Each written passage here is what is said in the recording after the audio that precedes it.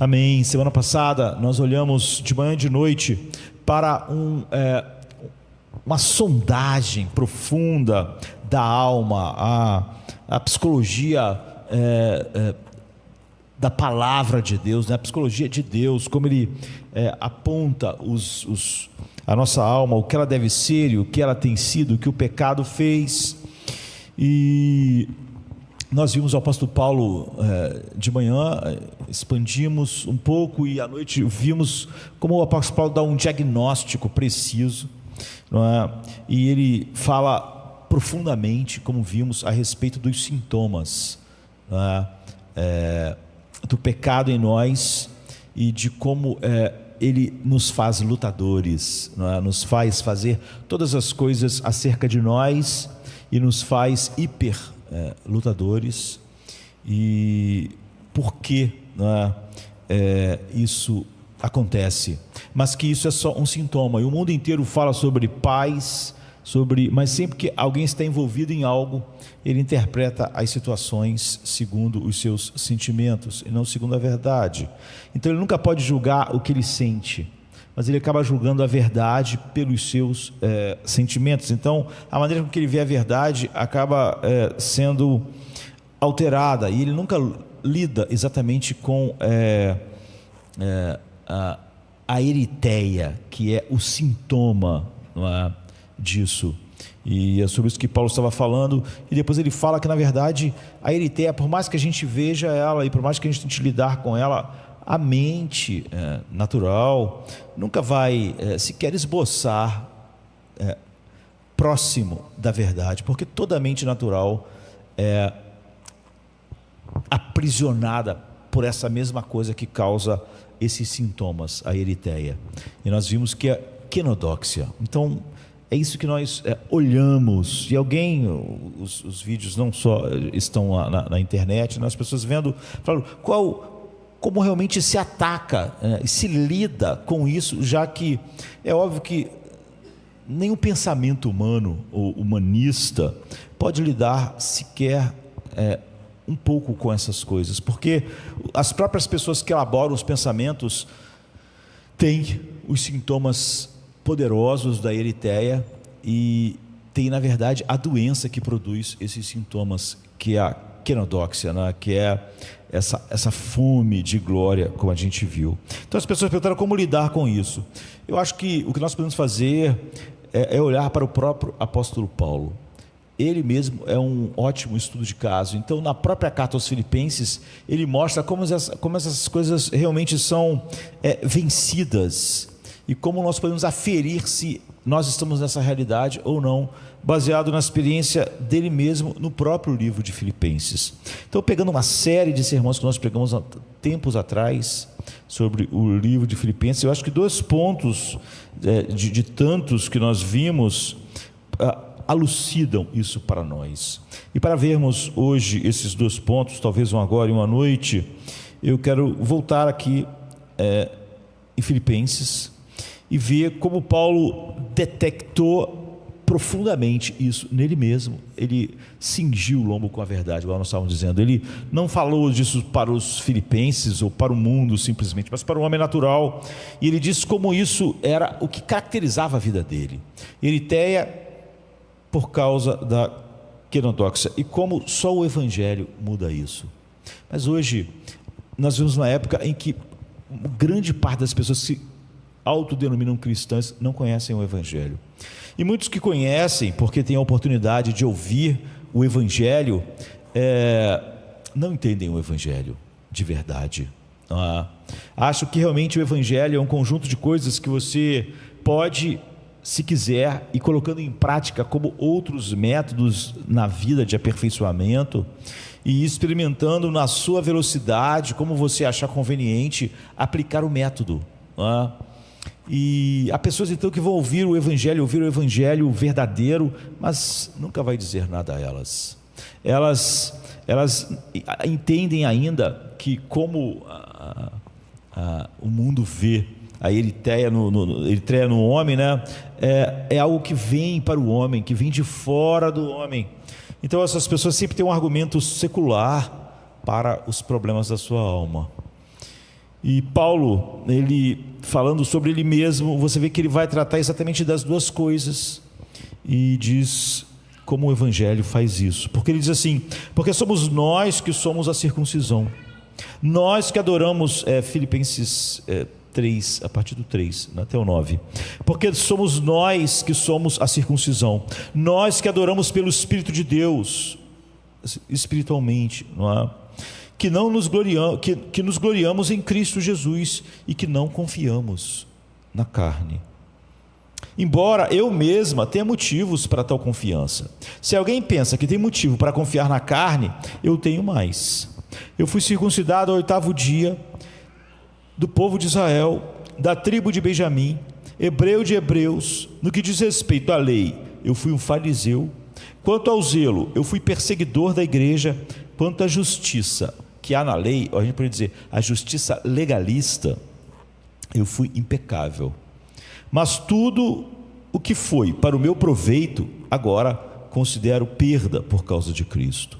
Além disso, considero tudo uma perda em comparação com a suprema grandeza do conhecimento de Cristo Jesus, meu Senhor, por cuja causa eu perdi todas as coisas, e eu as considero lixo, para que eu possa ganhar a Cristo e ser achado nele, não tendo a minha própria justiça, ou justiça própria que vem da lei, mas a que vem pela fé em Cristo, a justiça que vem de Deus, não de mim, e é pela fé. Paulo é um erudito. Paulo é diferente de outros apóstolos. Ele é um homem da academia, ele é um erudito, ele é um homem tremendamente educado, e os estudiosos, os eruditos, eles costumam ser cautelosos com tudo o que eles escrevem, não é? Eles querem que tudo seja entendido claramente. Então, se você lê livros assim, escrito por homens assim, você vai ver que ele é cheio de notas de rodapé, não é? Porque ele quer que você entenda exatamente cada palavra com a intenção que ele quis dizer, cada citação no seu lugar certo. Então é cheio de notas de rodapé, e muitas das vezes é cheio de definição de termos. Eu já disse isso. Jonathan Edwards, ler alguns livros dele é difícil, porque às vezes num livro grande ele passa 100 páginas definindo os termos, ou seja, para que quando você leia e veja os termos, você não tenha uma ideia, ou você não tem ideia nenhuma do que aquele termo quer dizer, ou você tem uma ideia errada. Então ele se dá o papel, né, de escrever a definição de termos. Às vezes você vai ter que ler pacientemente 100 páginas das definições de termos, para quando entrar no assunto você saber, isso é o quê? Esse é um homem assim, erudito, cuidadoso com cada palavra, não é? Querendo que você entenda exatamente o que ele vai dizer. E o apóstolo Paulo era assim, não é? Porque eles alcançam tons delicados de significado, que se são perdidos, todo o entendimento vai ser prejudicado. Então eles são cuidadosos. Portanto, a declaração de Paulo no versículo 7, 8 e 9 é tremendamente surpreendente, porque Paulo era um estudioso, era um erudito. Paulo era um homem educado. As pessoas educadas fazem isso, são cheias de cautelas com as nuances da palavra. E veja o que ele diz: mas tudo que foi para o meu lucro, eu considero perda. Considero tudo uma perda em comparação com a suprema grandeza do conhecimento de Cristo Jesus, meu Senhor. Considero-as lixo. Então Paulo tinha acabado de passar uma lista de coisas que a cultura dele achava grandiosas, ou seja, tudo que a quenodóxia abraça com toda a força e que gera toda a eritéia, né, no mundo e em nós, naturalmente. Então Paulo acabou de passar uma lista das suas credenciais, suas conquistas, razões pelas quais ele podia se gloriar e como ele abraçava a glória, e elas são muito impressionantes na cultura dele, para que eles são marcadores importantes de glória, de tudo que a alma humana mas tem fome, como nós vimos. E muitas vezes os tradutores bíblicos, eles tentam ser mais gentis do que o próprio Deus, não é? A gente tem que sempre ter cuidado de não ser mais gentil que Deus, amar mais do que Deus. Tem pessoas que são assim, elas acham defeito no amor de Deus, acham defeito na visão de Deus. Se Deus fala assim, olha, aqui está uma cláusula de exceção no casamento, a pessoa, não aceito, ele é melhor que Deus. Então nós temos que ter sempre cuidado de tentarmos ser mais amorosos que Deus, porque não pode haver um pecado, é uma blasfêmia eu achar que realmente sou mais amoroso do que Deus, ou mais sábio do que Deus, ou que se eu pregar determinada coisa que Deus disse, isso pode levar a algum problema, alguma confusão, quando Deus falou aquilo claramente. Então aqui você vê que a palavra traduzida como lixo, na versão que eu li, a palavra grega é usada nem para esterco, como algumas versões falam, mas excremento, excremento humano. E Paulo transmite que para nós, e ele, como eu disse, não usaria palavras, ele nunca usa palavras de qualquer jeito, ele usa palavras adequadas, cuidadosamente pensadas, para passar exatamente o que ele quer. Então Paulo tinha passado uma lista, a gente podia pensar hoje, se a gente fosse levar essa lista para um nível mais alto, ele tinha premiações e lugares, como se ele estivesse dizendo, olha, sabe esses meus 3 diplomas de Harvard? Então, sabe essa medalha de honra que eu ganhei do Congresso? Sabe esses 2 prêmios Pulitzer que eu ganhei? Sabe esses Oscars que eu ganhei? Sabe esses Grammys que eu ganhei? Tudo porcaria, tudo lixo, ou, como está no original, tudo excremento. Oscars que eu ganhei, excremento. Meus diplomas de Harvard, excremento. Ou seja, todos os marcadores de quenodóxia que a quenodóxia mais deseja, como ele tinha falado antes. Agora, o que moveria uma pessoa cuidadosa, erudita, a dizer tal coisa? Ele disse que é por causa da grandeza insuperável de alguma coisa. Você vê que não há como lidar com um problema profundo da alma, não é? Da hiperluta, não é? Causado pela quenodóxia por nenhum meio humano, porque ele está falando aqui que a maneira de lidar com isso é uma grande coisa, não é? Ele diz que é por causa da grandeza insuperável de uma coisa, que essas coisas que antes eram os seus marcadores de glória e que fazia ele estar numa luta contínua e fazer tudo ser a respeito dele, a respeito do que ele era, mudar. Então, quando o sol sai, por mais lindas, brilhantes e deslumbrantes que as estrelas possam ser, quando o sol sai, não é que elas ficam menos brilhantes, é que elas somem. A percepção nossa é de que não há mais estrelas, não é? Porque o sol, com o seu brilho super forte para nós, ofuscou todas as coisas, e os nossos olhos já não conseguem mais ver as estrelas. Então Paulo está dizendo, realizações, dinheiro, as premiações, a influência, poder, reconhecimento das pessoas, etc. Aquelas coisas que brilham tão intensamente aos nossos olhos. Paulo diz que algo saiu como um sol tão brilhante que ele não enxergava mais essas coisas. Que essas coisas perderam não o encanto simplesmente para ele, mas elas não eram mais vistas. Na verdade, Paulo diz que a suprema grandeza, ele diz, essas coisas que costumavam ser tão importantes para mim, a suprema grandeza dessa coisa superou elas de tal maneira que elas, não é que elas ficaram menores, é que elas sumiram. Eu acho até que ele foi mais longe, porque ele disse que elas viraram excremento em valor para ele. Então a palavra suprema grandeza é outra palavra grega, né? Já que ele está pegando as várias palavras que ele usa e tentando trazer um aspecto mais correto, que sempre é a luta das traduções. A palavra grega é hipereco, que significa a super coisa, se a gente fosse fazer uma tradução assim, mas literal. Eu encontrei a super coisa. Eu buscava. Eu realmente tinha aqueles diplomas. Eu realmente tinha aquelas coisas. Eu realmente vivia com sede de glória, e o reconhecimento das pessoas era o que me mantinha de pé ou me derrubava. Mas eu encontrei uma super coisa. Eu encontrei algo tão brilhante que as coisas que costumavam me controlar não me controlam mais. Ele vai dizer que ser cristão é não ser controlado por nada, porque uma coisa muito grandiosa apagou todas as outras coisas.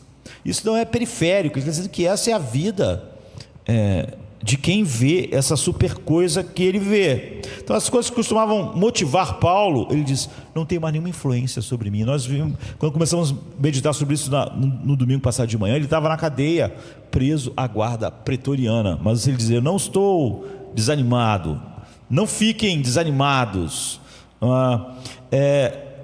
Ele está dizendo o seguinte, essas coisas, meus diplomas de Harvard, meu Grammy, meu Oscar, o reconhecimento, esses marcadores, eles não me motivam mais.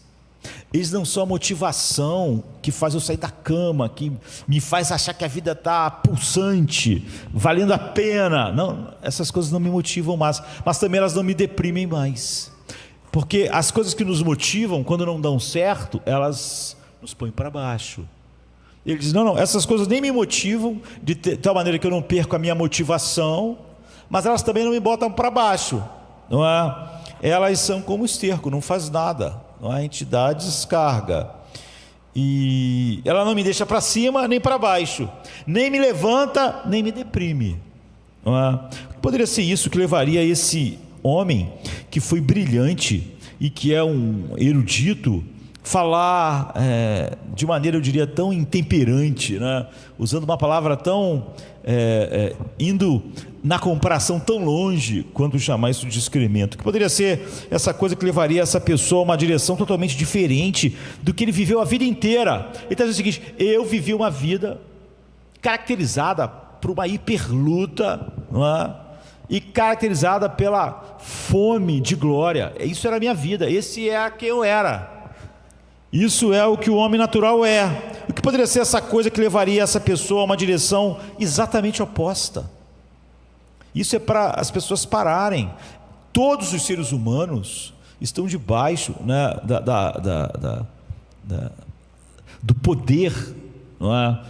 Daquelas características. Eritéia e Quenodóxia, todos. Não importa como eles são, que temperamento eles têm. E o que poderia ser essa coisa que levaria essa pessoa a uma direção exatamente oposta ao que ela sempre viveu com paixão máxima? Ele está dizendo, essas coisas não são nada para mim. Não me motivam, não me deprimem. Não é? Está tudo aqui quando ele diz, ser achado nele, não tendo justiça própria, mas apenas a justiça que vem de Deus, independente da lei, ou seja, não legalista.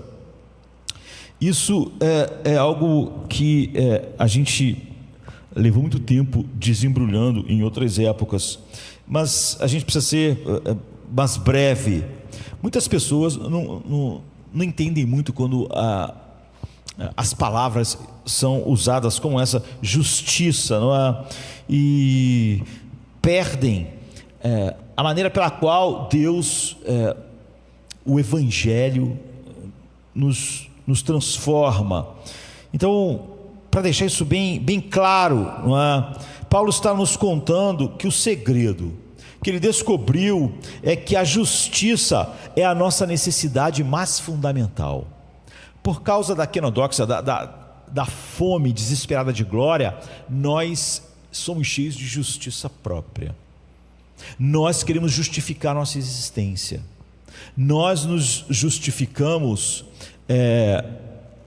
através dessa fome de glória que causa o efeito, né? O sintoma da luta sem fim, onde tudo é pessoal, onde tudo que eu acho que está tirando algo da minha glória está agora em conflito comigo, tudo vira pessoal, não é? E a justiça ele diz então, é o nosso problema fundamental, porque é aonde a quenodoxia nos leva. E a justiça, ao mesmo tempo que é o nosso problema mais fundamental, nós temos uma fome de glória, é algo que só Deus pode dar. Não é? Tanto glória como a maneira de chegar a isso. Não é? Todos pecaram e foram destituídos de toda a glória. A partir desse momento, viraram então famintos de glória. E foi isso que ele descobriu, que mudou completamente, totalmente a sua vida. E a gente, ao olhar para isso, expandir, ele está dizendo que a justiça é a nossa necessidade mais fundamental. Não é? Então, quando você ouve a palavra justiça, muitas pessoas pensam significar ser bom, ter elementos em nós que nos fazem bom, viver uma vida boa, uma vida correta, não é? E se você perguntar, é isso que Paulo está dizendo? Não é isso que ele está dizendo. Não é? Se nós perdemos o que ele está dizendo, tudo esse profundo ensinamento se perde. Paulo nos dá uma lista das suas credenciais, dos seus motivos de se gloriar, e os motivos que o levavam a se motivar, ou se ele perde uma daquelas coisas, a se deprimir, ou o que levava ele a essa constante conflito com tudo o que tocava naquilo que ele achava que eram as credenciais, eram a glória que ele precisava.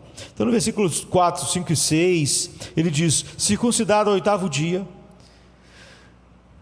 do povo de Israel, da tribo de Benjamim, hebreu de hebreus, no que diz respeito à lei, um fariseu, quanto ao zelo, perseguidor da igreja, quanto à justiça, legalista, irrepreensível. Como eu disse, você vê, nunca esse drama que cria todos os conflitos no mundo, na igreja visível, na igreja local, isso nunca pode ser resolvido por nenhum pensamento, nenhuma filosofia humana, porque todas as filosofias humanas são feitas dentro dessa cadeia da quenodoxia, não é? Que leva o homem à luta constante, não é?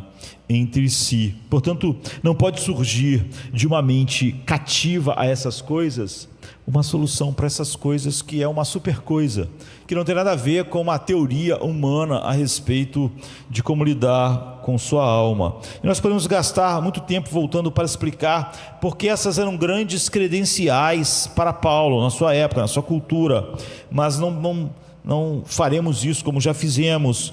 Quando ele diz, eu fui circuncidado ao 8º dia, ele quer dizer o seguinte, eu não sou convertido ao judaísmo. Não é que eu um dia entendi, fui convertido, eu já nasci assim.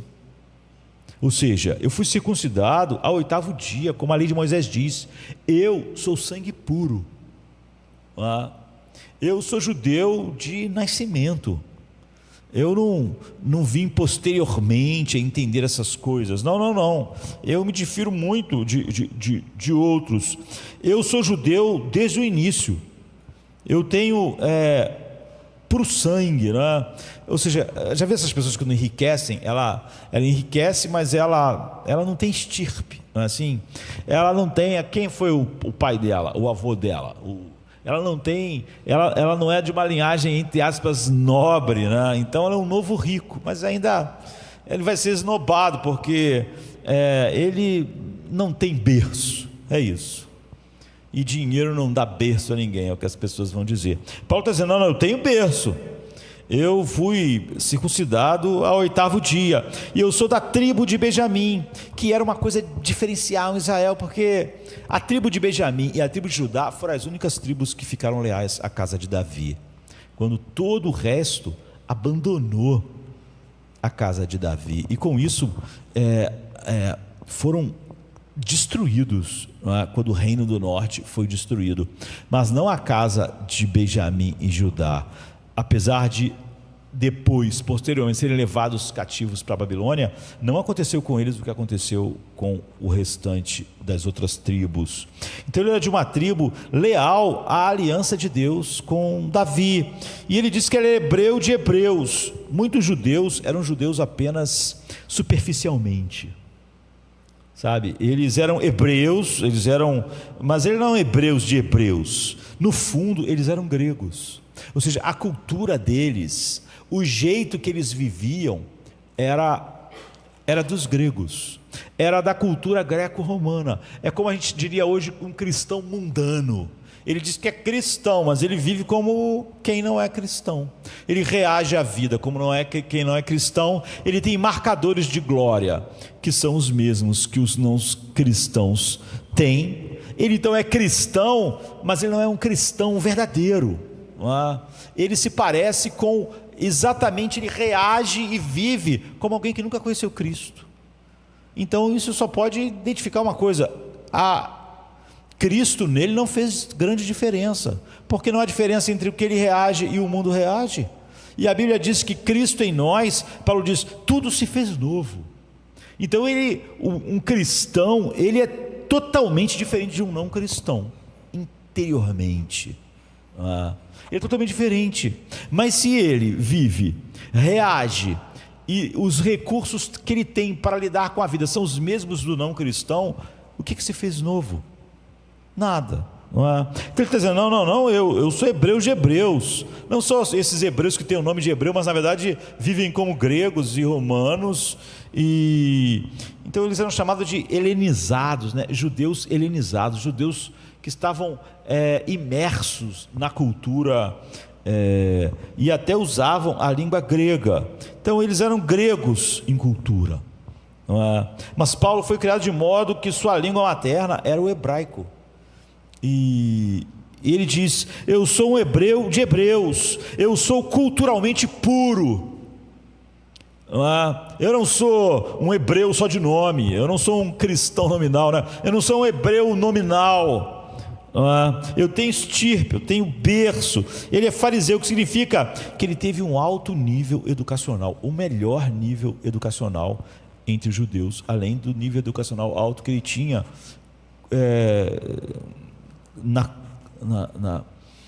na cultura greco-romana. Então ele era impecável em sua justiça. Isso significa que ele cumpriu todas as regras que um fariseu tinha que cumprir, e eram muitas, e eram detalhadas. É por isso que ele diz que, segundo a justiça que há nessas coisas, ele era irrepreensível, e ele perseguia a igreja, ele diz, o que significa que ele era um líder. Ele não era essas pessoas que falam, aquilo ali está errado, aquilo está errado, aquilo lá está errado. Ele era alguém que tomava frente. O que? A igreja é uma ameaça ao judaísmo, vou persegui-la, vou atrás do erro. Ele era um líder, as pessoas o seguiam, sabe? Ele fazia as coisas acontecer, ele não ficava falando contra o erro, ele fazia algo contra o erro, e ele colocava a mão na massa. Então, se os cristãos era uma ameaça ou uma afronta a Deus, então ele iria liderar a destruição daquele erro. Quando você junta tudo isso, ele tem ótimas credenciais, mas o que ele está falando? Eu lembro que quando a gente estudou Filipenses, eu falei que o que ele está dando aqui e o que ele está falando é o que a quenodóxia, na época eu não estava falando sobre quenodóxia, mas o que ela mais ama, que é dar o seu currículo, não é? E tem pessoas, no caso Paulo aqui, que tem um currículo de cair o queixo. Você vê, ele conseguiu tudo que ele fez, foi com excelência, e ele se destacou, não é? E ele tinha então esse currículo ótimo, não é? E eu lembro que eu falei que o currículo é uma lista de méritos. Ninguém bota deméritos no seu currículo. Sou um pouco preguiçoso, sou desatento, porque aí o cara vai dizer assim, caramba, não dá, não é? Ele mesmo está admitindo que ele está cheio de problemas. A tendência é, quando você faz o seu currículo, se você tem problema, você não diz, sou problemático, não sei me relacionar com as pessoas, crio confusão onde trabalho. Põe isso, não dá, não é? A tendência é quando você faz um currículo, é você deixar de fora tudo que é ruim e deixar tudo que te joga para cima. A Kenodoxia adora currículo. Um currículo, então, é uma lista de meus méritos. E um currículo contém todas as coisas boas sobre mim. E é óbvio que não contém as coisas ruins sobre mim. Então o currículo vai falar sobre minhas realizações, sobre minhas habilidades, minhas capacidades mentais, meu conhecimento na área que eu estou. Se eu tiver ganhado prêmio, se eu fiz pós-graduação, se eu fiz doutorado, eu vou botando tudo lá. Tudo que me coloque na melhor imagem, as minhas grandes qualificações. É uma lista de méritos, mas ela tem uma finalidade. Ela podia ter só a finalidade eu diria, Kenodoxia pura, né? Que é a fome de glória, só da admiração, mas ela tem um propósito prático, é levar você para dentro de algo que você está fora. Você está fora daquela grande empresa, você está fora dos melhores empregos, você está fora dos lugares de destaque, você está fora dos lugares onde mais o ser humano é capaz de brilhar. E um jeito de você estar dentro é você trazer o seu currículo. Você está fora e você quer entrar, e a única maneira é um currículo. Como você entra em qualquer uma dessas coisas, como você tem em Harvard, como você entra no mundo mais seleto de atores que fazem grandes filmes, ou numa empresa em que o destaque ali vai mudar a sua vida. Você entra com o seu currículo, é o seu argumento. Se alguém perguntar assim, qual é o seu argumento para você fazer isso? O meu argumento é isso aqui, são as minhas qualificações, minhas capacidades, minhas habilidades, estão todas aqui no meu currículo. Esse é o meu argumento. Meu argumento não é que eu sou um cara que sou legal simplesmente. O meu argumento são as minhas capacidades, os meus méritos colocados. Se eu quero entrar na Broadway, eu vou dizer que o meu argumento é minha voz, meu poder de interpretação. Esse é meu argumento. Aí eu trago lá de que musicais eu participei, do que eu fiz, do que eu não fiz, para tentar entrar. Eu estou fora e eu quero entrar, e meu argumento são os meus méritos. Se você quer um emprego, o emprego não vai deixar você entrar a menos que você tenha argumentos, ou credenciais, ou currículo. Eu tenho essa experiência, eu fiz essas coisas, eu ganhei esses prêmios, eu fiz tal e tal filme, peça, eu joguei em tal e tal clube, enfim, eu tenho essa experiência, eu fiz essas coisas, eu era um operador da bolsa, eu ganhei milhões para a empresa que eu trabalhava.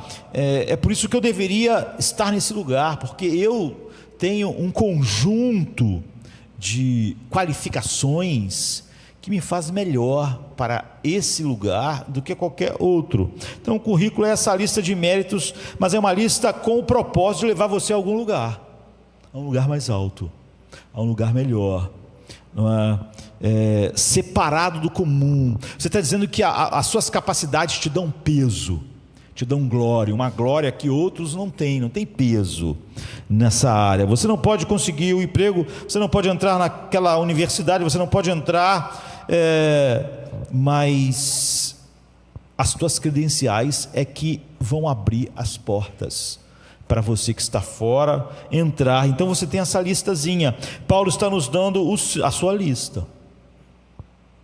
É isso que a Kenodoxia faz. Você tem a sua lista. Mas você tem que ver que a gente precisa salientar que Paulo está nos dizendo que há algo mais fundamental nisso do que apenas a maneira como você consegue entrar aonde você está fora, consegue as posições que você quer. Fazer lista dos nossos méritos, elaborar os nossos currículos como forma de entrar nesses lugares que estamos fora, é algo que a gente faz em todos os níveis, não é? E até no nível, Paulo diz, mais profundo da nossa alma, onde a Kenodoxia realmente reina por baixo de todas as coisas, todas as motivações. tudo que o homem natural é, todas as nossas emoções, toda a nossa psicologia, não é?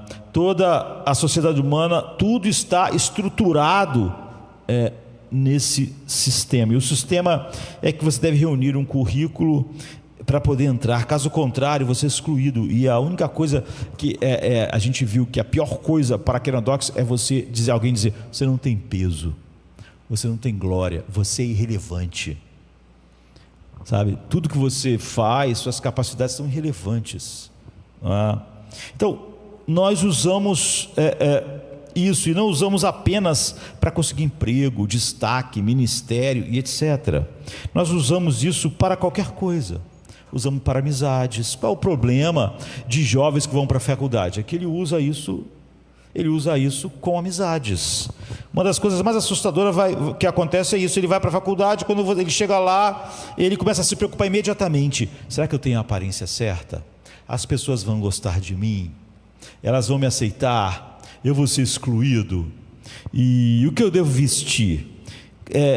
Como eu devo parecer? Eu vou parecer um fanático se eu falar as coisas que eu acredito? Eu vou ter que começar a dizer que acredito em algumas coisas que eles acreditam também, senão eles não vão me aceitar, não vão me deixar entrar. Eu vou ficar excluído. Isso vai ser minha morte. Não é a morte, a Kenodoxia é a morte, porque eu vou ser irrelevante. E as pessoas estão avaliando você. Você sabe que em cada lugar, que em cada relação, no trabalho, na faculdade, em todo lugar, as pessoas constantemente estão te avaliando. Ela pode fazer parte do nosso grupo? Ela tem os pensamentos certos, a ideologia certa? Ela fala as coisas certas? Ela pode andar conosco? Ela pode ser um de nós? As pessoas estão nos avaliando. Depois fica ainda pior quando se trata de romance. As pessoas também estão avaliando você. Você está avaliando as pessoas. E esse é um sistema de listas. Paulo diz: esse é um sistema de currículo. Você olha a aparência delas, está dentro da aparência certa? Você olha para a figura, essas pessoas têm que possibilidade de renda ela tem no futuro? Ou que possibilidade de renda ela não tem? E elas estão sendo avaliadas, e elas estão avaliando você. E como você vai entrar naquele círculo de amizade, na faculdade, no trabalho? Como você vai entrar naquele romance? Como você vai entrar? Você acena com o seu currículo. Muitas das vezes as pessoas vão deixar os valores bíblicos, porque ele percebe: se eu usar isso aqui, eu estou fora, eles não vão me aceitar. Então você vê que a pessoa não mudou porque ela viu inconsistências bíblicas e consistência no humanismo, no qual, galopante, ela é bombardeada na universidade. Ela só queria ser aceita. O que está operando nela é a fome de entrar e de estar nos lugares certos para saciar cada vez mais sua fome de importância, de glória. Você está dizendo para as pessoas assim: veja como eu sou ótimo, eu sou cristão, mas eu não sou radical, eu não sou fundamentalista, eu sou um cristão aberto, eu sou um cristão que penso fora da caixa, porque você sabe que elas estão te avaliando. E você sabe o que vai deixar você fora e o que vai deixar você dentro. E você está dizendo: veja como eu sou magro, veja como eu sou ótimo, veja como eu tenho ótimas possibilidades financeiras para o futuro, veja como eu sou inteligente, veja que personalidade legal eu tenho, veja como eu não sou radical em nada, eu sou capaz de aceitar tudo. E é um mundo canino lá fora, e não apenas empregos, não apenas entrar nas universidades, mas qualquer círculo de amizade, romance, casamento, vai ficando sempre pior. E a Bíblia, de certa forma, nos diz que até usamos esse sistema de listas, de currículos, na maneira como nós olhamos para nós mesmos. Nós temos uma lista e, em outras palavras, você apenas pega a sua lista de méritos, ou sua lista que impulsionaria a Kenodoxia por causa de uma justiça própria que você precisa, e Não é só os empregos que não deixam você entrar, não é só os amigos, companheiros, né, da universidade. Você mesmo não deixa você entrar. Se você não tiver as aceitações que você espera, você diz: eu sou um lixo. Toda o que as pessoas chamam de autoestima é baseado numa lista. O problema é que lista é essa. E quando eu mesmo me reprovo, então não é só que um emprego me reprovou, eu mesmo me reprovo. Não tenho a altura certa, não tenho o peso certo, não tenho a inteligência certa, não tenho as habilidades certas, então eu fico arrasado. Não tenho a carreira certa, não tenho a quantidade de dinheiro certo, então eu fico arrasado. Porque eu não tenho, eu mesmo olhei para o meu currículo e pensei: que porcaria. Então a minha vida é uma porcaria. Então eu fico desmotivado e tendo a ficar deprimido. Paulo diz: essas coisas não me motivam, eu não fico mais motivado com elas, mas elas também não me colocam para baixo, elas são esterco. Não só os empregos vão fechar as portas, mas você fecha a porta para você mesmo. Não só as amizades fecham a porta, você vai fechar a porta para si mesmo se você não tiver a altura de receber o reconhecimento das pessoas pela lista que você elaborou. Então você estabelece padrões para si mesmo, e se você não alcançar esses padrões, você se sente um fracasso. Então você tem uma autoimagem péssima, né? Porque você mesmo é que as universidades te reprovou os seus méritos. Não é que as amizades, o romance, é que você mesmo olhou para a sua lista e pensou: que droga, não é? Então minha vida agora é um lixo. Você se odeia, não é? Ou então você não tem motivação, ou então você fica completamente prostrado na vida, você não tem algo que te impulsione. Nesse sistema de lista, de currículo, todo mundo abre ou fecha portas. Inclusive você mesmo abre e fecha portas para você mesmo. É assim que a nossa vida humana está estruturada. Tudo por causa daqueles elementos que Paulo determinou claramente ser a doença e os sintomas da doença. Não é apenas que os empregos te excluam, ou que a cultura te exclua, os relacionamentos. Você se exclui se você achar naquela lista que você mesmo não está alcançando. Isso deixa você o que? Desanimado, não tem motivação. Eu comecei o ministério com muita motivação, mas agora estou desmotivado. Então, tu tinha uma lista para o ministério, provavelmente está tudo fora da lista. Você não tem mais motivação. A sua motivação vinha daquela lista, se você começasse a ficar à altura dela. Então veja o versículo 3, Paulo diz que estas são as coisas que eram a sua confiança.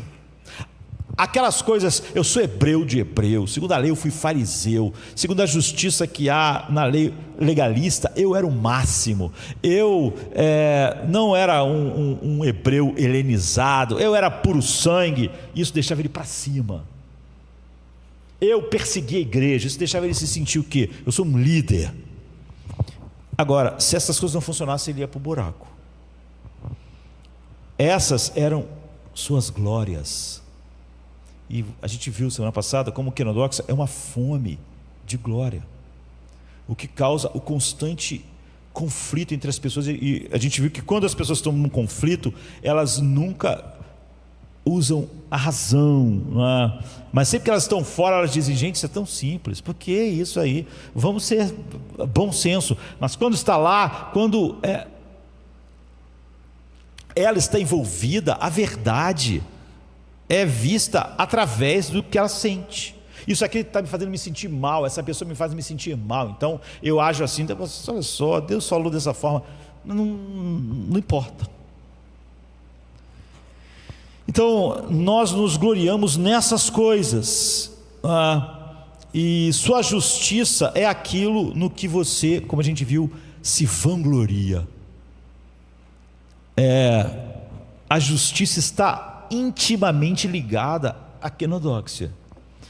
Sua justiça é o que torna você capaz de você mesmo se olhar no espelho e dizer: bom, estou com uma lista ótima, E sua retidão é o que torna você capaz de aceitar, lidar com a vida. Por quê? Agora você pensa, eu posso lidar com as críticas. Essa pessoa pode dizer isso, mas eu sei que eu não sou assim. Eu tenho aqui minha lista que me diz uma outra história. Então essa pessoa me criticar não vai me... Porque ela, na verdade, quando eu era criança, tinha uma expressão: o que vem de baixo não me atinge, né? E porque o cara tem uma lista, ele acha que ele é o cara, né? Então, essa crítica aí, quem é esse cara que está me criticando? Esse cara é ninguém. Então, isso não me atinge.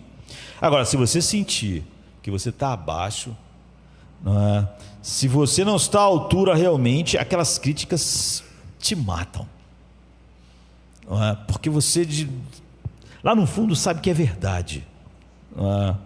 E você então se odeia, porque você odeia não ter uma lista, um currículo que seja algo que fizesse você se sentir glorioso e esfregar na cara de alguém.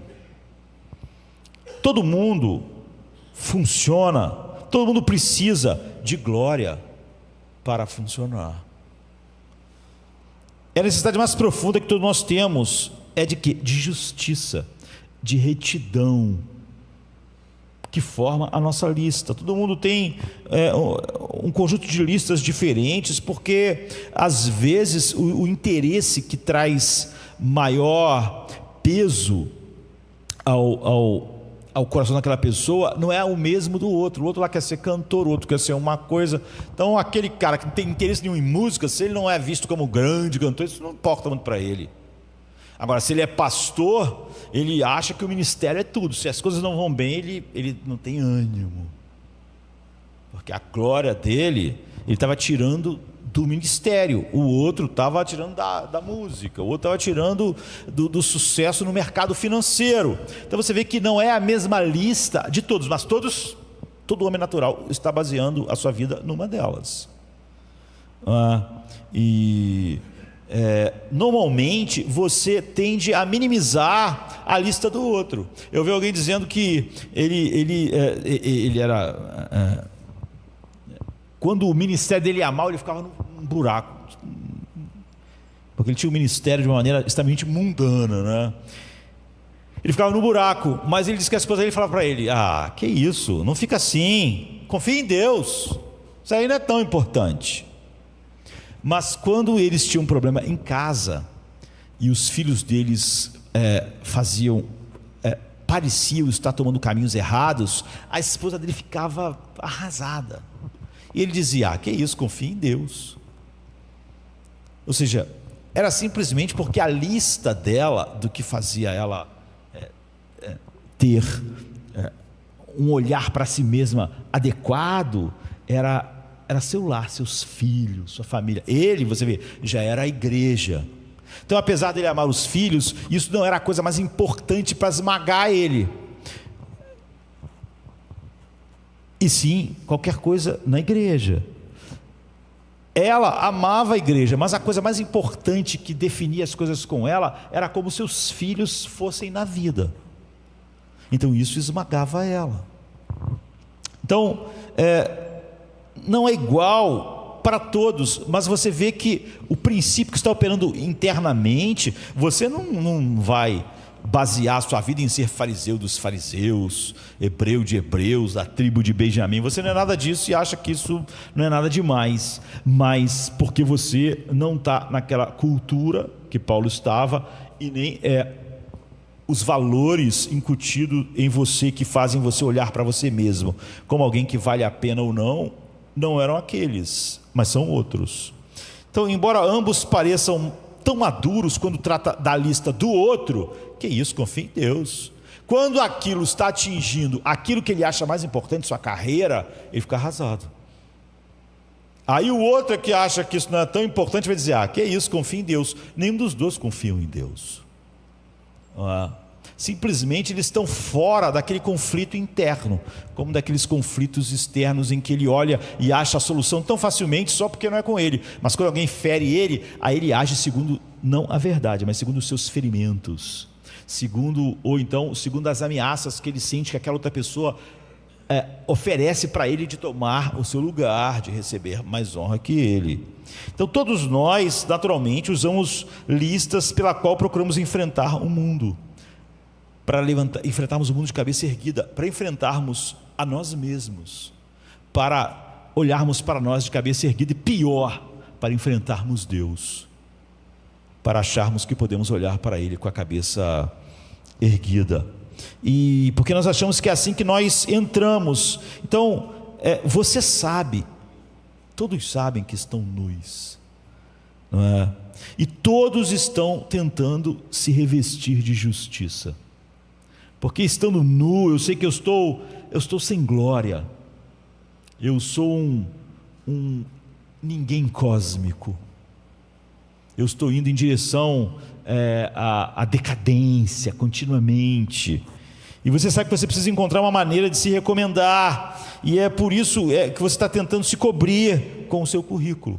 Adão achava que ia estar mais apresentável diante de Deus com as roupas que ele fez, ele achava que ia estar mais aceitável, ele achava que alguma coisa do que ele era agora, do que ele se tornou, podia ser coberta de tal maneira que Deus falasse: bom, assim ficou bom, você fez algo que me faz me sentir melhor a seu respeito, assim eu posso conviver contigo. Foi boa ideia essa coisa de roupa que você, essas folhas de figueira que você fez. Agora eu posso te aceitar mais, agora você está melhor à minha vista. Aquilo era Adão tentando se cobrir com o seu currículo, com a sua lista de coisas boas que ele fez. Ele fez uma coisa boa, ao descobrir que estava nu, ele se esforçou para cobrir a sua nudez.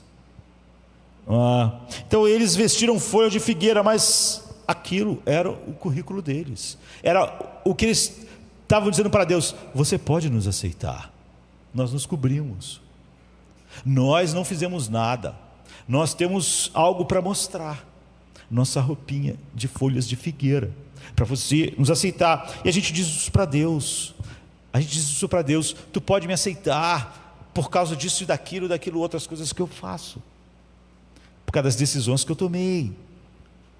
E a gente diz isso para o mundo: vocês devem me aceitar aqui no círculo de amizade de vocês na universidade.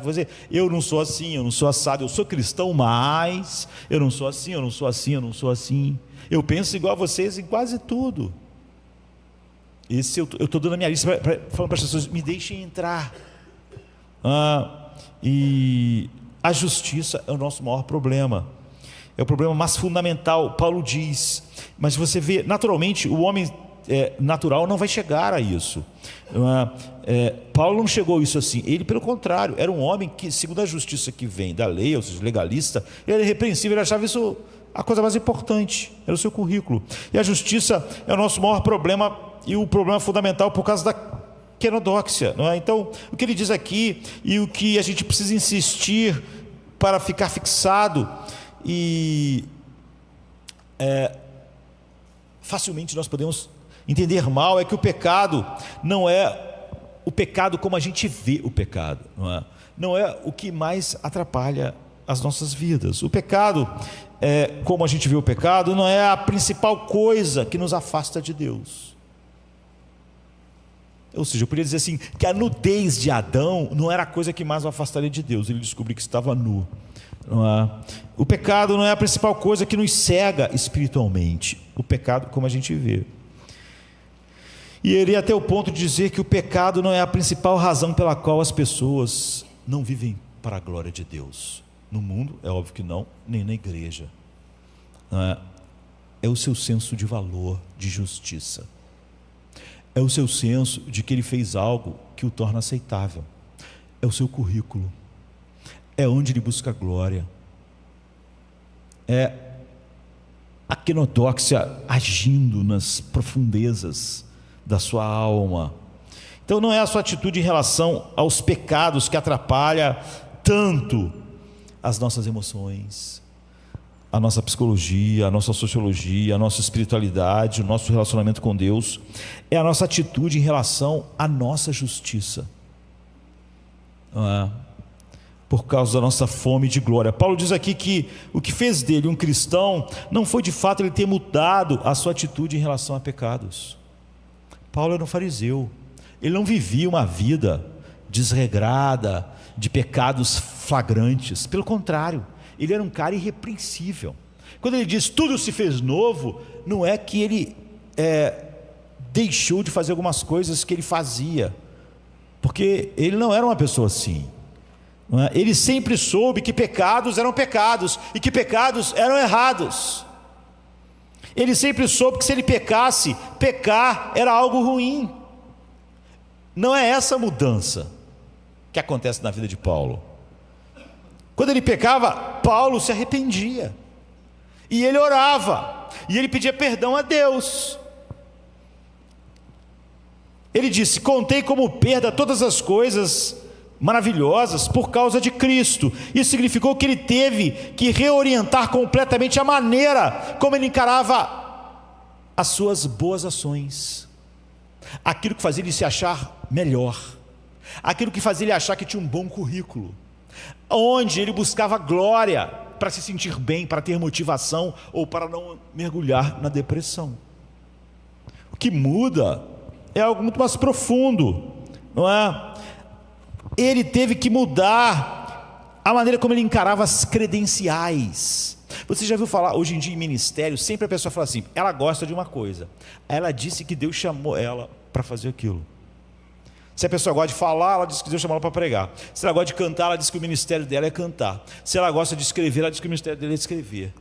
Essa é a definição que as pessoas têm.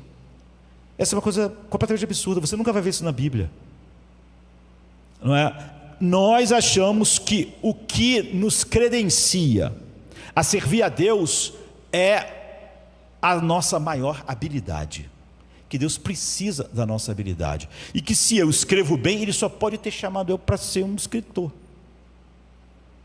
que isso é o meu chamado. Não é que eu gosto de escrever e vou escrever, eu falo que aquilo é o meu chamado, que aquilo é o meu ministério, que Deus me chamou. Eu não estou fazendo o ministério da minha vida que Deus chamou. Qual que foi? É escrever, é cantar, é falar, é ensinar, sei lá qual que é a coisa que a pessoa acha que ela é boa, mas na Bíblia nunca é assim. Você não vai ver nunca ninguém ser chamado para algo por Deus porque ele era bom naquilo. Ele chamou Moisés. Moisés falou: eu sabia que Deus ia me chamar, eu sempre tive uma capacidade de liderança. O que ele diz? Não, eu sou gago. Que história é essa? Está errado. O poder de Deus se aperfeiçoa na nossa fraqueza, queridos, não nas nossas forças, nossas capacidades.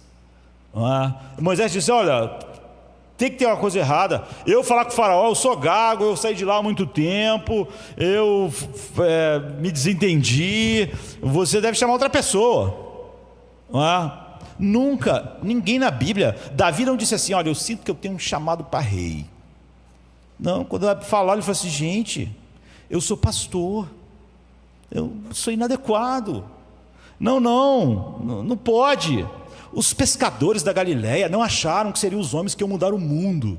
Nós sentimos que nós somos chamados a revolucionar o Império Romano. Eles não achavam nada, eles só eram pescadores.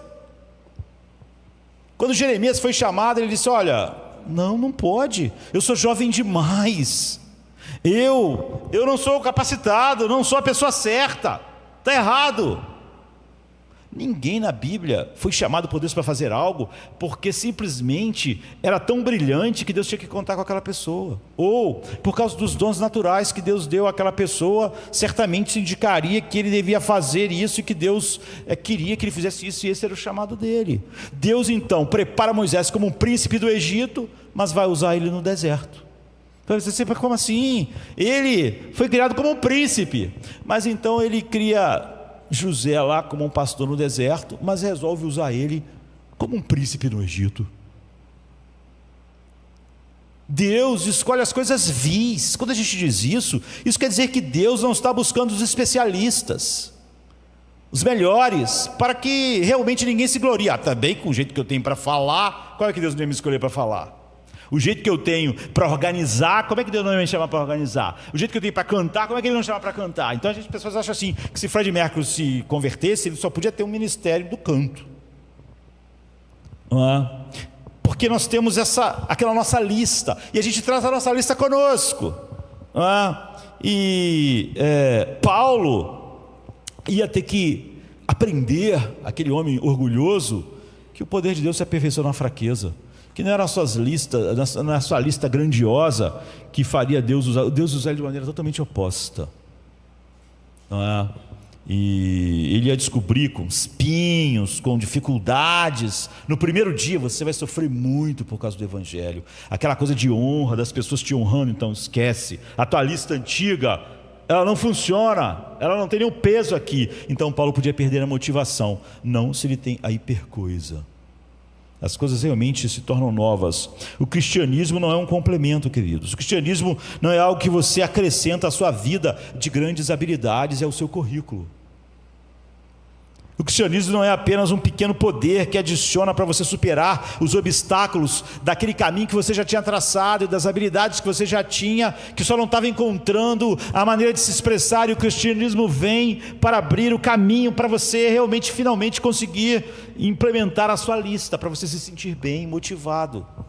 O cristianismo não é um pequeno bálsamo que você adiciona porque você sabe que é um pecador e faz algumas coisas ruins, e que você precisa de alguma ajuda a algo que você já tem, e quem sabe você junto com isso galgar a terra e o céu, não é? Paulo diz que aqui que você não é cristão a menos que tenha mudado completamente a sua maneira de ver tudo, sobre tudo. Se você não mudou a maneira que você vê o seu diploma de Harvard, o seu Oscar, o seu Grammy e suas habilidades, a quenodoxia está exatamente onde sempre esteve. Nada se fez novo, tudo continua velho. Ele diz: todas as coisas que eu via dessa forma, tudo que eu via, agora eu vejo diferente. Tudo que eu achava glorioso, eu acho um esterco.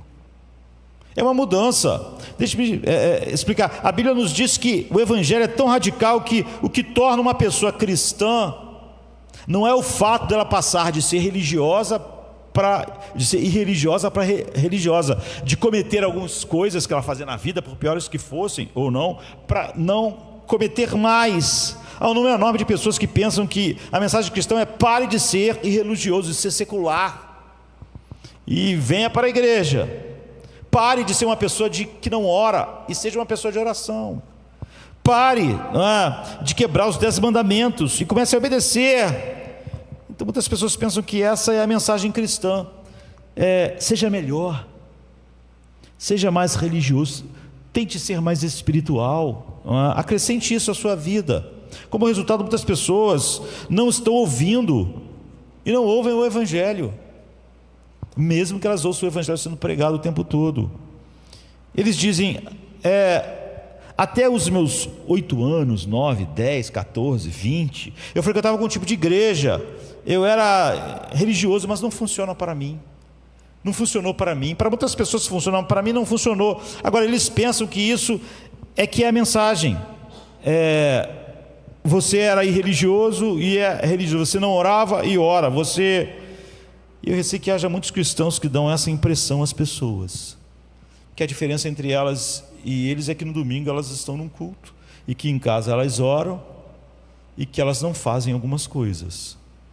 Agora, a quenodoxia nela é a mesma deles. O que faz elas ficarem motivadas ou para baixo são as mesmas coisas. A lista são as mesmas. O sistema de glória e de justiça são os mesmos.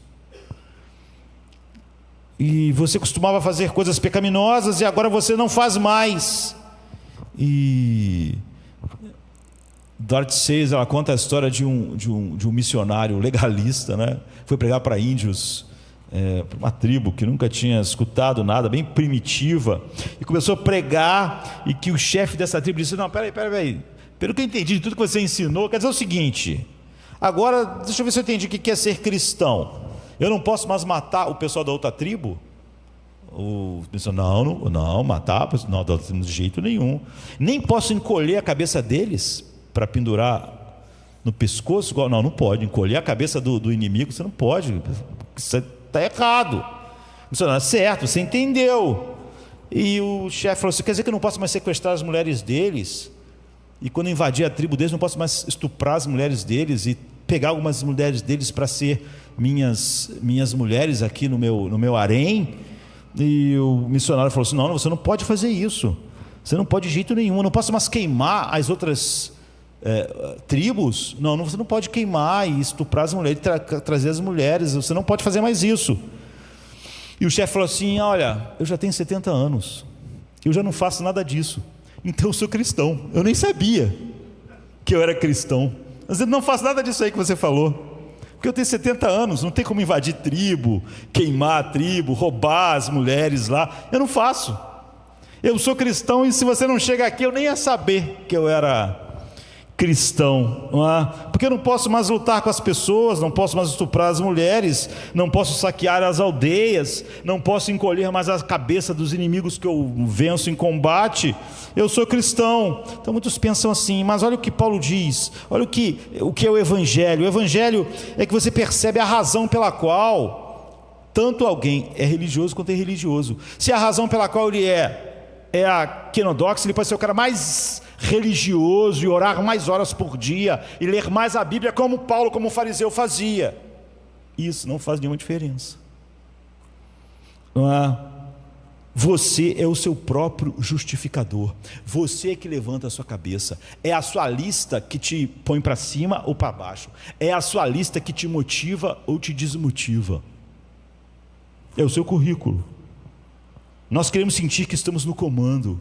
Queremos sentir que somos nossos redentores. E é por isso que qualquer semente de ensino do humanismo cai bem no coração das pessoas. A única maneira de manter o controle de sua vida é acreditar que você faz algo que Deus pode dizer: bom Adão, amei a sua roupinha de folha de figueira, agora você está mais aceitável diante de mim. Bom que você fez isso. Não é tudo, mas você fez uma boa parte. Todos nós queremos acreditar que nos relacionamos com Deus da mesma forma que nós nos relacionamos com o presidente da república, com o governador, com o prefeito. Temos coisas que temos que fazer, mas agora que nós pagamos o imposto nessas esferas, agora a gente pode exigir nossas ruas pavimentadas. A gente pode exigir que ele faça a parte dele, porque nós já fizemos a nossa, que foi pagar os nossos impostos. Nós achamos que podemos levar esse tipo de relacionamento para Deus, e a maioria das pessoas se relaciona com Deus dessa maneira. Existem duas maneiras de manter então o controle. A gente já viu isso, Deus: ou eu sendo o filho pródigo, eu controlo a minha vida, ou eu ficando em casa fazendo tudo o que meu pai quer, só para ele fazer o que eu quero. Então a única maneira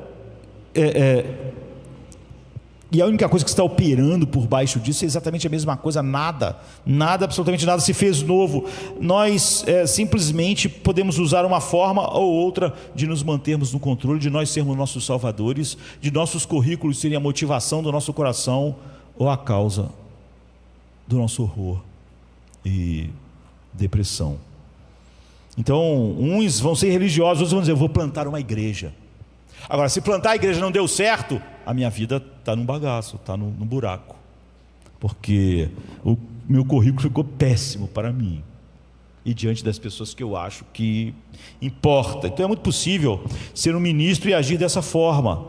Então você diz: olha, eu tenho me comportado bem, Deus, eu fiz o máximo, eu tenho orado, eu tenho pregado, porque a igreja que eu plantei não deu certo. Tu me devia isso pela parte que eu fiz. Então não há nenhuma mudança entre essa pessoa e o homem que não tem nenhuma relação com Deus. Você pagou os seus impostos, você fez, agora Deus te deve a cura, deve o livramento, deve um casamento, deve um aumento, ou deve o seu ministério. Deus te deve, porque você tem feito a sua parte. A maneira como você pode perceber isso é quando você faz coisas boas e não acontecem os resultados que você esperava. Você pensa: mas eu fiz tudo certo. Onde está a contrapartida de Deus agora? Eu orei tanto tempo, eu estudei, eu me dediquei. Paulo diz que simplesmente ele sempre se arrependeu dos pecados dele, mas ele nunca tinha se arrependido da sua justiça, nunca tinha se arrependido da sua lista que fazia ele se sentir bem ou não, que não tinha nada a ver com Deus. O que faz de você um cristão é se arrepender, então, da sua justiça, se arrepender da quenodóxia, que fez de você um buscador de glória e que botou você em conflito com todas as outras pessoas do mundo que estão no mesmo sistema. E isso te anima quando está funcionando e te deprime quando não está. O que faz de você um cristão é dizer: agora eu vejo que mesmo quando eu era melhor, mesmo quando eu obedecia o máximo, eu só estava tentando ser o meu próprio Salvador. Eu tinha uma justiça que não vem só de Cristo, tinha uma justiça que vinha de outro lugar. Eu usei Jesus como exemplo, usei Ele como modelo, usei Ele como herói, mas meu Salvador de verdade Ele não é. Ele não é a hipercoisa. Ele não substituiu minha lista. Ele não é o que me anima, e desonrá-lo me entristece. Não. Eu tinha argumentos para entrar, para Deus me deixar entrar: minhas orações, minha obediência. Agora, no momento em que você se torna um cristão verdadeiro, você diz: eu percebo que o meu currículo é só o que Deus me dá, que nada é o meu currículo de verdade, e eu não quero nenhum currículo. É por isso que Paulo disse: sabe a minha lista de Harvard, a minha lista de Grammys, de Oscars? Então, eu considero um esterco, porque ele está dizendo: eu só quero a justiça que vem pela fé em Cristo. Isso eu quero, essa glória. Eu joguei, é a única maneira. E você vê que isso não é um método, isso é algo, é uma verdade que somente espiritualmente pode ser desfrutada, como ele começa a dizer no texto que nós lemos. Não é? Que Deus não deve nada, que Deus não devia nem um pequeno elogio a Adão, porque ele usou uma roupa de folha de figueira. Você caiu, você levou toda a criação contigo, mas você fez essa roupinha de figueira, de folha de figueira. Poxa, ganhou um ponto no céu. Um ponto. Você já tem até alguma exigência para fazer a mim. Então,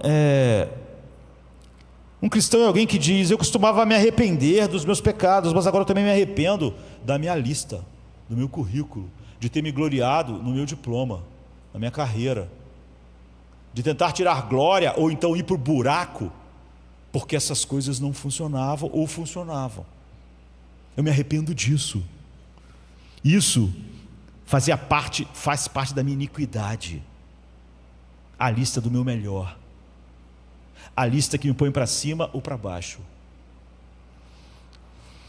De tudo que eu tirei glória, de tudo que era característico e manifestação da quenodóxia, beleza, inteligência, situação financeira, casamento, filhos. Na verdade, em lugares como o Rio, como o Ocidente, há pessoas que passam por 3 fases de suas vidas antes de irem. Muitas pessoas, antes de entrar na universidade, eram às vezes espirituais, religiosos, e durante esse tempo eles se arrependem dos seus pecados, mas não se sentem melhor. Eles nunca se sentiram próximos a Deus. E se você é um legalista, ou você se sente orgulhoso, você compara quantas horas você ora com quantas pessoas as outras pessoas oram. Você compara os seus marcadores espirituais com as das outras pessoas. É sobre isso que é oração. Você está ansioso e culpado porque você se sente pior do que outra pessoa quando descobre que ela tem marcadores espirituais ou sucesso ministerial maior que o seu, da maneira como que você avalia. De qualquer maneira, você está uma bagunça. De qualquer maneira, você não é útil para ninguém. Ou você é orgulhoso ou se sente um lixo. Ou você está orgulhoso e motivado, ou você se sente um lixo e está deprimido.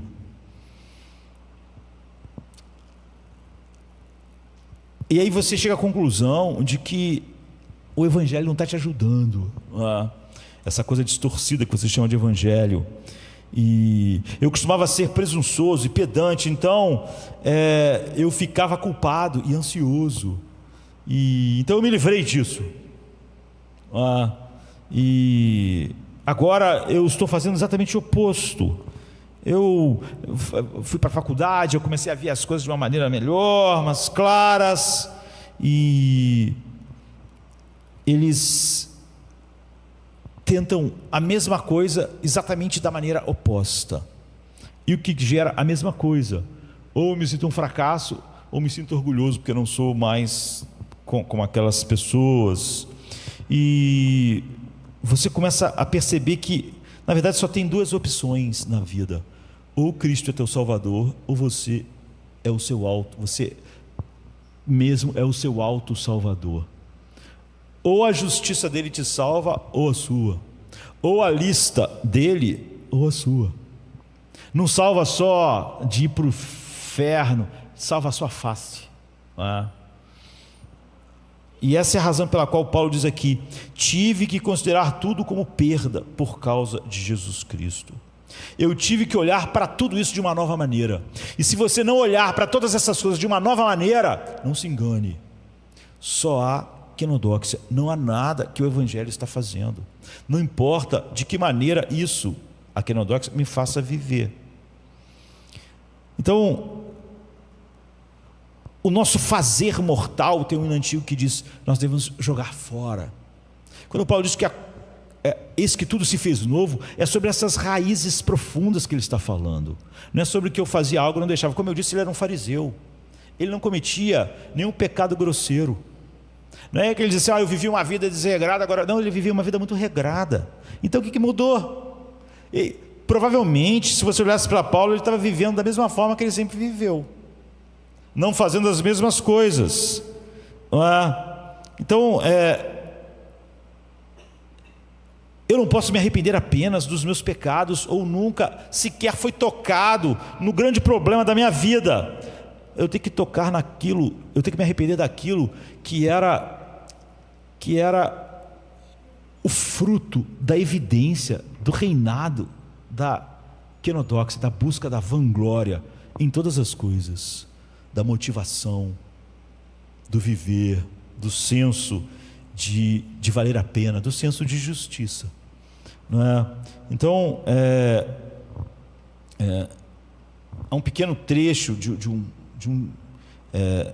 uma carta de um homem chamado Nathan Cole, que se converteu em 1741 numa pregação de George Whitefield.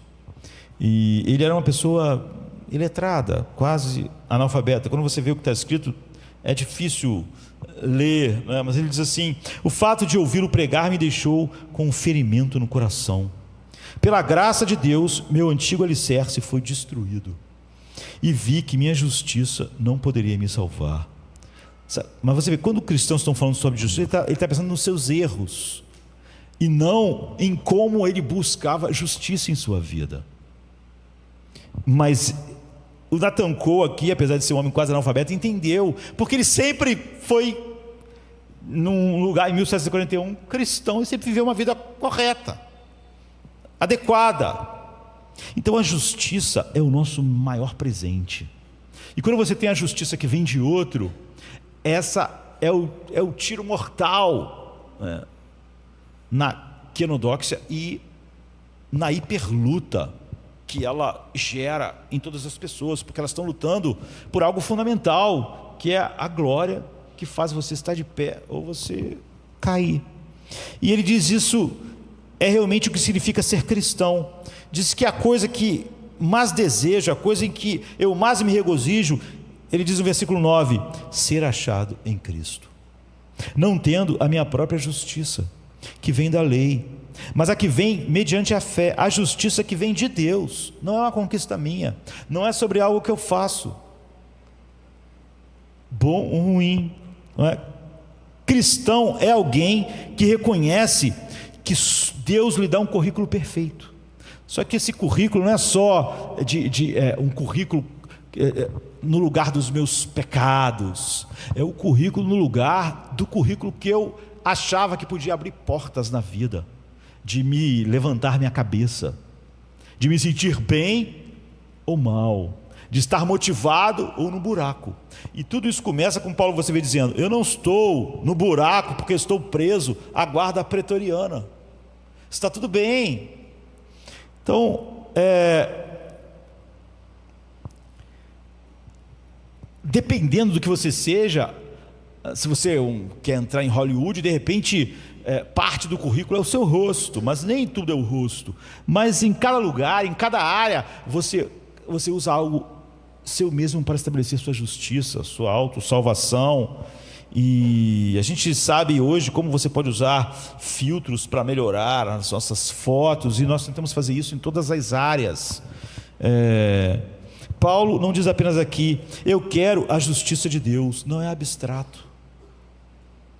Nossos hinos podem ser muito abstratos, queridos. Agora eu tenho paz, a tua paz reina em mim. Tudo abstrato. Eu não tenho paz nenhuma. Eu não vivo uma vida caracterizada pela paz. Mas eu já comecei a acreditar que hino é só declaração de autoajuda. Eu fico falando que não é, porque é a coisa certa a ser dita, e quem sabe um dia eu experimente alguma coisa através do meu pensamento positivo. Mas eu não tenho nenhum contato com o Evangelho de verdade. Então, Paulo diz: a beleza do Evangelho cristão é que Deus me encontra em Cristo. Eu quero ser encontrado nele. Eu quero que quando Deus me encontre, Ele não me encontre com um currículo na mão. Eu quero que Ele me encontre em Cristo. É o único lugar onde Deus pode me encontrar. Eu quero ser encontrado nele. Significa que Deus me vê em Cristo, Deus vem sobre mim em Cristo, Deus me descobre em Cristo. Em outras palavras, Jesus Cristo lhe dá a visão espiritual mais incrível. E ele disse que essa visão espiritual, que fez todas as outras coisas desaparecerem, se tornarem o que se tornaram. Deus me olha assim em Cristo. Paulo chama isso em Efésios 6 de couraça da justiça. Saber que eu sou justo em Cristo, saber que Jesus viveu a vida que eu deveria viver e morreu a morte que eu deveria morrer. Quando você diz: nada trago em minhas mãos, eu não trago nada mesmo, como o hino diz. Ou seja, eu joguei fora o meu currículo. Ele não me motiva, nem me deixa para baixo. Quando você diz: aceite-me por causa da justiça de Cristo, nesse momento você é encontrado nele. Eu quero ser encontrado em Cristo. Se você sabe isso, Paulo diz: isso é uma couraça. É a única couraça contra a querodóxia, a única. É um colete à prova de balas. Você pode agora receber qualquer projétil contra você. Eu posso estar preso, acorrentado à guarda pretoriana. O fato de eu estar preso, ter tratado como bandido, isso não fazia parte da minha reputação, não fazia parte do meu currículo. Portanto, isso não me deixa num buraco. Não é? Então, da próxima vez que você estiver abatido, da próxima vez que você começar a ficar realmente arrasado, desanimado, você já sabe o que tem que dizer, você sabe para onde tem que olhar. Não diga apenas: Senhor, mude as minhas circunstâncias. Espera um minuto, é uma coisa boa o que eu estou perdendo, mas isso não é minha justiça, não é meu currículo, não é aonde eu busco glória. Se você está absolutamente arrasado pela perda de algo, é bom que você tenha promovido tua salvação a uma coisa melhor do que essa, para que você entenda o que é ser salvo ou não. A razão pela qual você não consegue lidar com isso é porque você precisa rebaixar essa coisa, rebaixar ela. Não importa quão maravilhosa seja o meu ministério, a minha igreja, não importa quão maravilhoso sejam os meus filhos, quão maravilhosa seja a minha carreira, você quer fazer um bom trabalho, Deus lhe dá presentes, mas Ele não te dá nada para você obter sua justiça. Ele te dá sua justiça. E Paulo diz: essas coisas não têm mais controle sobre mim. Eu tenho um nome, é óbvio que eu não gosto de ser desrespeitado, mas isso não tem um controle, isso não vai me deixar arrasado. Eu não vou me sentir um lixo. Eu não vou sentar deprimido entre os guardas pretorianos. Eu vou fazer algo diferente. Essas coisas não brincam mais comigo. Eu não sou mais devorado por elas, não é? Então eu posso perder algo e isso nunca me deixa devastado, não é? Quando você vê na aplicação prática, alguém pode achar isso bonito, mas quando você vai aplicar isso praticamente de maneira prática, alguém vai dizer: você é insensível. Não, Paulo não era insensível. Isso não significava que ele não chorava, ele não era estoico. Um cristão não é um estoico. Bem, eu me importo com meus filhos, eu me importo com a salvação daquele outro, eu me importo com o meu trabalho, em fazer um bom trabalho. Você não é uma pessoa estoica, não importa o que o mundo pensa de mim. Não. Nós ainda choramos nesse mundo, não é? Mas nós somos derrubados, mas não destruídos. Nós ficamos tristes, mas sempre alegres. Você vê, nós somos feridos, mas nunca arrasados. Ficamos tristes, mas nunca desesperados. Eu sei que inventaram um cristianismo que deixa a pessoa desesperada como alguém que não tem luz nenhuma e morre nas trevas e vai para o céu. Mas não é a descrição do tudo se fez novo da Bíblia. Tristes, mas sempre alegres, não é uma metáfora, não é poesia. Paulo está dizendo o seguinte: eu fico triste de os seres humanos me tratarem assim, mas isso não é o meu currículo, não é isso que me motivava, como eles me tratavam, e não é isso que me derruba. Isso não faz parte da minha justiça, não faz parte mais. As coisas realmente, como eu olhava para essas coisas, mudou totalmente. Realmente tudo se fez novo. Você não vê, você sabe se alguma coisa é a tua justiça quando você não pode viver sem aquilo. Se você veste aquilo, se aquilo é a tua couraça, na qual você fica bem, forte, ou sem aquilo você fica frágil, qualquer bala ou qualquer pedra te mata, então aquilo era a sua couraça, aquilo era a sua justiça, aquele era o seu currículo. Davi diz no Salmo 37: meus pés tropeçaram, mas eu não caí. É isso que acontece. Se a culpa vier, você sabe lidar com ela. E se você fizer algo realmente errado e sua consciência começar a te acusar, feche a porta para você mesmo. Você é um fracasso. O que você faz? Você diz: o que eu fiz foi errado, mas não pretendo estar na presença de Deus baseado na minha própria justiça. O que eu fiz na terça-feira foi ruim, mas se eu não tivesse feito isso na terça, eu não seria mais justo diante de Deus. Portanto, eu sei lidar com isso. Eu sei como me arrepender. Eu sei como o Evangelho lida com isso. E sei como estar de pé. Eu tropeço, mas não caio. Eu me entristeço com isso, mas estou sempre alegre com o que o Evangelho faz. O que me torna digno da presença de Deus é a justiça do meu Salvador. Nele eu tenho um retrato espiritual perfeito. Você não vê quando as pessoas te criticam, quando você falha, quando você fica arrasado, não é? Porque você acha que seu currículo realmente ficou manchado. E você se sente então, não as coisas adequadas, desonrei a Deus, meu Pai.